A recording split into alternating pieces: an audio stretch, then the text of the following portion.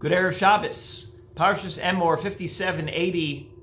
The Torah world lost a true Torah giant by the name of Nachum Rabinovich Zatzal, who passed away this Wednesday at the age of 92. He was a real Renaissance man, a person of surpassing accomplishment in many different arenas, Torah, general studies. Born in Montreal in 1928, he was among the first students of the legendary Rav Pinchas Hirschsprung, the chief rabbi of Montreal, with whom he began to study at the young age of 14. He graduated from McGill and then studied at Ner Yisrael.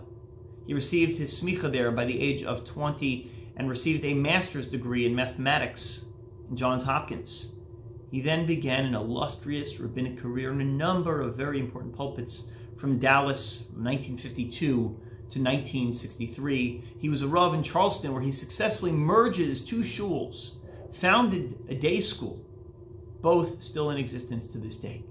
And then in 1965, he moved to Toronto. He becomes the rabbi of Clanton Park Synagogue. He earns a PhD in University of Toronto, and he serves a stint in London as the president of Jews College, and there, among his many illustrious Talmidim, Rav Rabinovich served as Rebbe and mentor to none other than Rabbi Lord Jonathan Sachs, with whom he maintained a close relationship for many years. After 40 years in the Rabbanus, Rav Rabinovich makes Aliyah. He becomes Rosh Yeshiva of Birkat Moshe Malei Adumim. That's the Hesder Yeshiva Malei Adumim. And he lives there for the remainder of his life. A prolific author. His magnum opus, the Yad Peshuta, is a commentary on the Rambam's entire Mishnah Torah. It is heralded as the definitive work of scholarship on the Rambam. One of his students, Professor Alan Nadler, said about him that he is not only a Maimonidean thinker, but he is also consummately rationalist. He is to put the point piously, says Nadler, perhaps the most impressive and least well-known of our sages today. An astounding comment. In honor of Rav Rabinovich's career and his accomplishments, this Gadol B'Torah who he lost, I'd like to dedicate words that he wrote, words of Torah, a response, a tshuva in his Sefer Siach Nachum, which I have with me on my desk. Phenomenal work. I'd like to quote a tshuva where he deals with something that is apropos for Parshas Emor, dealing with the Kedushas Kohen, the sanctity that is bestowed upon the Kohanim. He asks a question which is familiar to many of us in many communities and shuls, and that is that what happens, and this is a question that was posed from the community of Charleston, the Baal Koreh, who was also the Gabbai, who also happened to have been a Kohen, the solo Kohen at the time.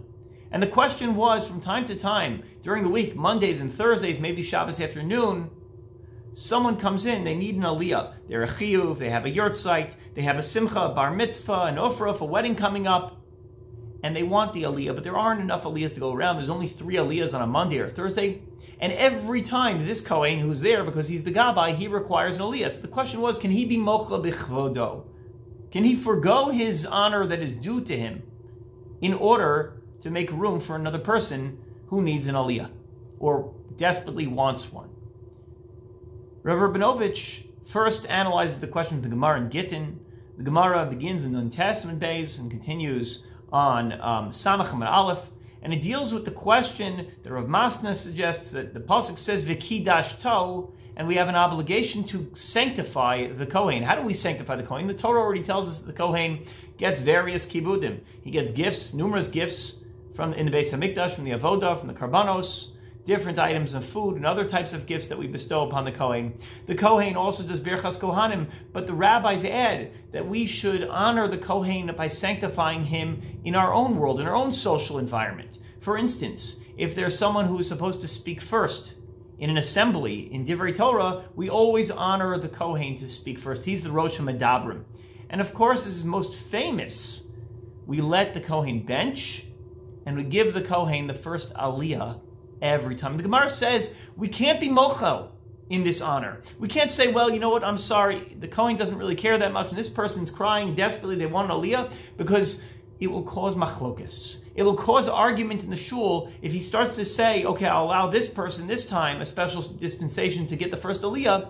Then there's going to be a competition in the shul. Who's the most chashuv? Who's the biggest Talmid Chacham? Who's the biggest gevir? And we don't want such a competition, so we say lo plug, no distinction. The Kohen gets the first aliyah every time.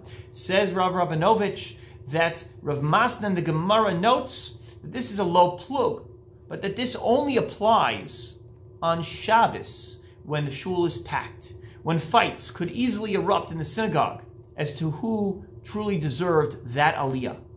The Bali HaTosfos suggest that even though we have a leniency, a special dispensation which might apply on Mondays and Thursdays when the shul is not filled to the gills, in our time, says the Bali HaTosfos, nowadays, Mondays and Thursdays, Ledidan shchichi b'sheni b'chamishi kamo b'yom tov. Our shul is filled, as packed to the rafters on Monday and Thursday as a shul is on a Yontif and on a Shabbos. And so even though the Gemara left room to allow for the Kohen to defer, to forgo his own honor on a day in which there's not as many people present, still, nowadays, says Tosos, the shuls are filled on Mondays and Thursdays. However, in a response by Rav Shalom Mordechai HaKohen Shvadron, the grandfather of the Magid, Rav Shalom Shvadron, of the same name, he says that based on this Tosfos, we understand that not all times are equal. In other words, the Gemara already says, based on Rav Masna, that Shabbos is different than Monday and Thursday because we have a different crowd, a different population shows up, a different size. Tosfos says in his time, we see that the shul is filled even on a Monday and Thursday, and therefore the Kohen can't forgo his own kavod. And if a time should come when a shul is not as full, God forbid on a Monday and Thursday as it is on Shabbos, then you could once again be lenient and allow the Kohen to give over, to be mocho on his own kavod. Indeed, this is the approach of a number of poskim. The Rogatchover Gaon in a letter is quoted by the Minchas Yitzchak Dayan Weiss as providing another avenue for leniency as well. That in Talmudic times, the person who was called up to receive an aliyah, he was also the Baal Kriya. He would read and he would get an aliyah. Some communities, Yemenite communities, do that. You get an aliyah. One time I went to a minyan in YU. It was a Yemenite-run minyan. And I remember they asked me if I wanted an aliyah. And then they said, okay, the chavod, we want you to lane. And I was embarrassed because I didn't know the Kriyat Torah. And of course, in some communities, if you don't know how to read, that would be a shameful thing. But nowadays we have a Baal Kriya, and he reads. And the Ola is just as a sirsur, he's getting the aliyah. But it's not as representative. And therefore, there's more of a rationale today to be mochel b'chvodo, to forgo that honor which was rabbinically bestowed upon the Kohen, because today the Baal Koreh and the Ola are not the same person. Putting that aside, there is clearly room within the poskim to allow a Monday and Thursday mechila b'chvodo. Rav Rabinovich, most interestingly, cites an anecdote. He says, I remember when I was a young man. I remember when I was in Montreal, likely, and we know then the Baal Kriya, who was also the Shamish and the Kohen, the same thing happened, and he would be mocha b'chvodo all the time, and many Yisraelim, many Israelites would be given the honor upon an important occasion, a yurtzeit or a simcha, that first aliyah. And nobody in the shul opened their mouth. Nobody complained.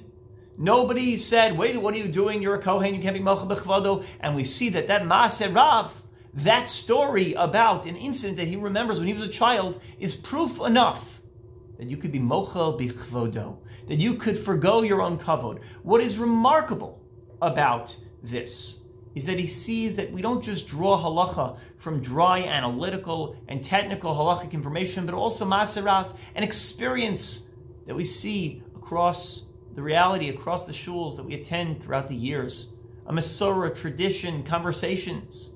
Rav Rabinovich had a unique sensitivity for the human psyche, the human dynamic, the psychological element, the reality. Lech, Pukchazi Ma'amadvar, get up and look, what are people doing out there? What's the reality that people are practicing? What's the Judaism that people are practicing? Despite being a staunch Rambam rationalist, Rav Rabinovich is known for his approachability, his realism, his personal warmth. And it's reflected in the final few sentences of this responsa. He asks the interlocutor, the one who sent the Shaila, to send regards to his beloved community in Charleston. In Charleston, he says, I know you have a small crowd Mondays and Thursdays. For sure you fit into that category that would be allowed by the Marsham, that would be allowed by the Poskim, Diane Weiss, and the Rogachover and others. And so he says, I want you to send my regards for my beautiful community. You understand, this is a tiny community. He was there for one stint in his illustrious career, and he had risen to a position of prominence. But it's heartwarming to know that Rav Rabinovich Zal still thought fondly upon those days and upon those people he knew back in the day when he was lesser known. And this model of Torah leadership, I think, is what the Torah envisions when we talk about the multiple roles of the Kohen. The Kohen, a venerated teacher of Torah, a fountain of wisdom, a source of common sense. At the same time, he would descend his pedestal to make peace between warring parties, two business partners, two brothers, husband and wife. He would use his personal touch, not just his keen understanding of the Torah, but also his keen psychological sensitivity to restore harmony to the world. As we consider the passing of a Torah personality who encompassed both of these traits, chachma and sensitivity, we might be wondering who will step up to fill those large shoes. I'll share a story. A couple years ago, I was in Ma'ale Adumim, and I was davening Mincha Marav by a shul, and I saw Rav Rabinovich, I saw the revered Rosh Yeshiva on the other side of the shul. I walked up to him after Marav, and I said, can I have a minute with the Rav? And he graciously offered to allow me to walk with him to his home. I'm sure he was tired or busy. And we went to his home, an older man around the age 90 at the time, and we sat down. He poured me a cup of apple juice or orange juice, whatever he had in his fridge. On his desk was sitting a copy of the new book by his Talmud, Not in God's Name, Rabbi Jonathan Sachs's new book at the time. And we started to talk about the rabbinate, and we talked about certain challenges that were going on at the time, certain political, halachic questions that we're dealing with on the communal level. And his breadth of knowledge and remarkable sensitivity, his understanding of the human dynamic was incredible. The level of sensitivity with which he dealt with high-level and difficult shilos, dvarim sheyoshim berumo sha'olam, and he was able to deal with it as a human being and a posek. Who will fill the shoes of Rav Rabinovich? Perhaps there's many Talmidim whom he encouraged to become involved in halachic discourse even at a young age.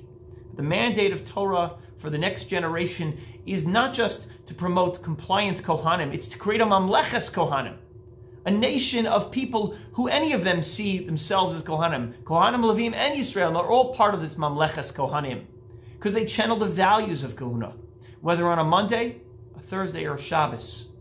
May we merit to foster that next generation of courageous and compassionate Torah leadership, one that intimately understands the mind and the heart of Torah.